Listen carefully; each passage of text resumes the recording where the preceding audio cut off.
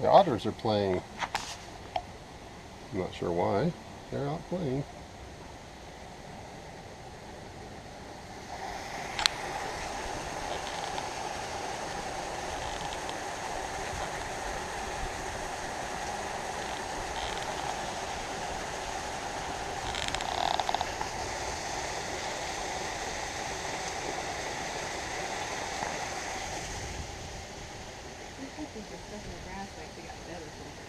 They may have.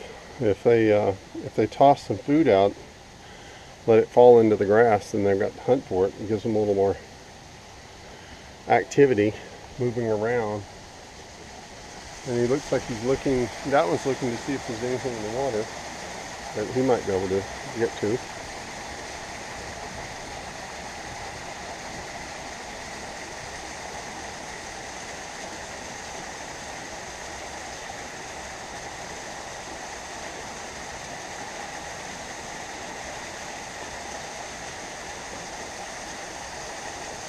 Part of the natural habitat exhibit at Grandfather Mountain.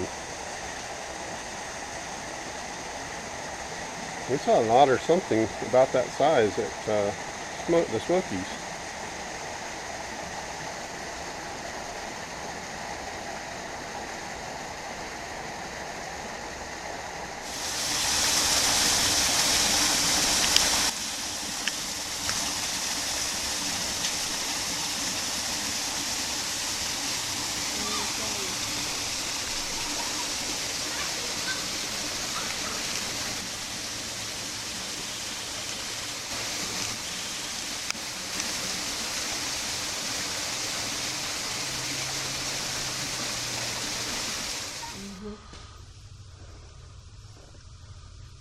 Take a little break.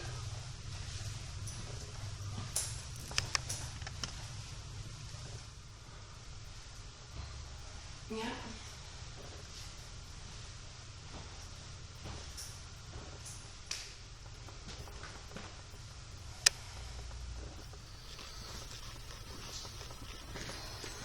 Well, you're just hamming it up.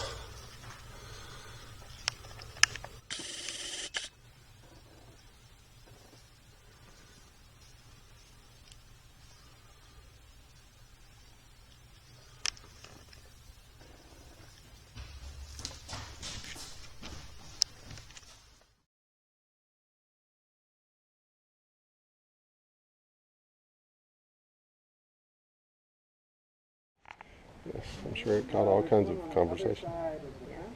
Talking about fudge and things. I don't know. Some of them don't get along so well. Which is why they're separated. Well, and she also had surgery not too long ago.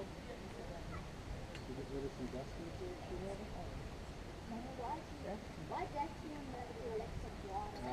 Maybe he's thirsty? Of course, it's like that one too seems to have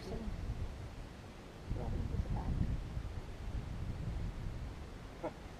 Thank you, Yanni, for coming from the center. yeah, he's still there. That's pretty. I know, yep. Look at that!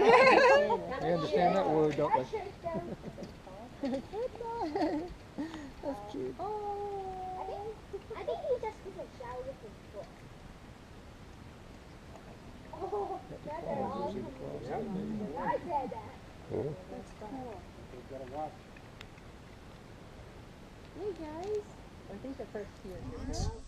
You can kind of tell there's a path between the two big rock outcroppings. Just over the cusp of the hill is the one where he has chosen to dig his den the last 5 or 6 years. All the other bears use ones that were pre-made when this enclosure got put in. But he digs out his own a little bit more every year. And I was thinking about it last year because it took him a while to go into their dens because it was so warm last December. But he's got a great view. He doesn't have to be in view of people if he doesn't want to be. But he's close enough, like soon I'm going to call.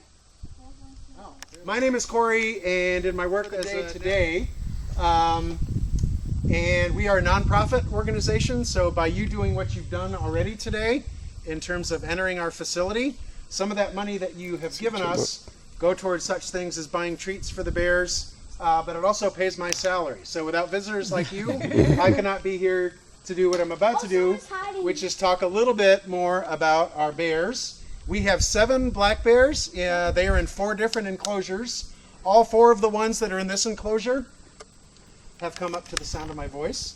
So if you've just arrived and haven't had a chance to get introduced, Yanni is the one that has a round patch of white on her chest that she may be sitting in a way that you can't see, but she's kind of directly in front of me.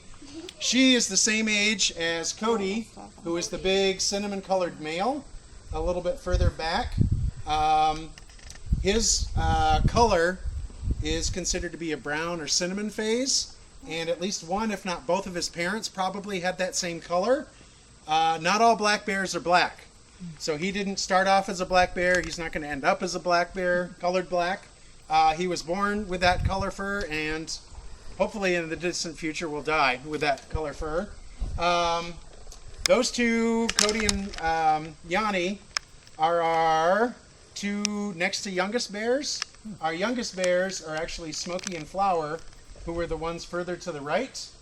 And I think Smokey is the one that's kind of nodding in front, and Flower's the one in the back.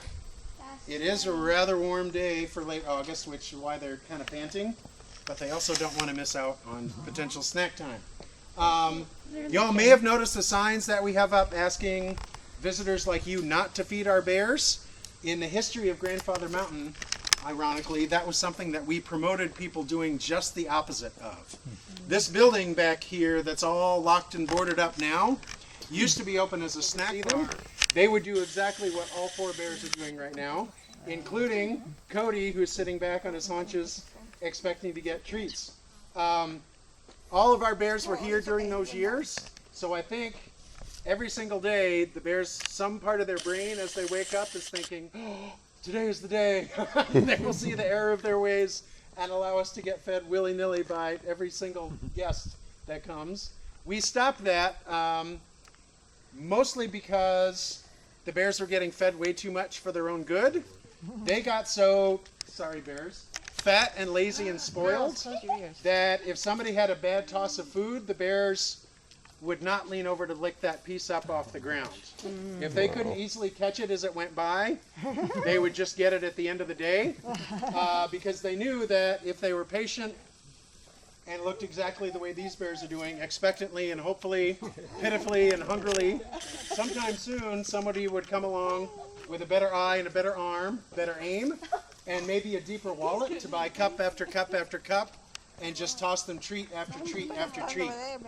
So right around the same time that our scales were telling us that our bears were getting pretty severely overly fed to the detriment of they can probably smell what I'm about to give them. And I'm going to try not to scatter any fish juice, but I'm also going to scatter it around and not give it directly to them.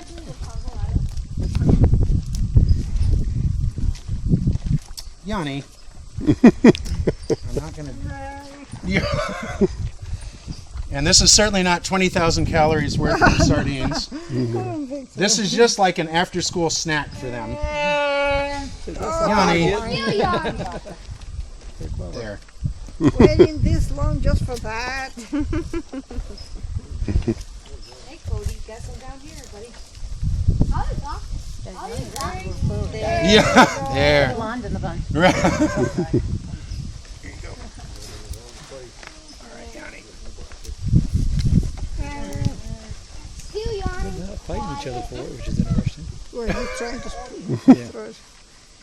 So they do get fed in individual feeding cages when it's time for their real meals, so that the drama that we're hearing hints of doesn't get any more serious than what it already does. So no more food bears. Goodbye.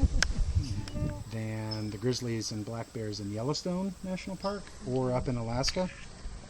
Because in Glacier you don't have the big bison buffalo herds like Yellowstone, so less protein, so they don't get quite as big. Do the bears attack the bison? Typically both of the bears would be more lazy and patient. In Yellowstone they'll let like the wolves take out an elk or bison, and then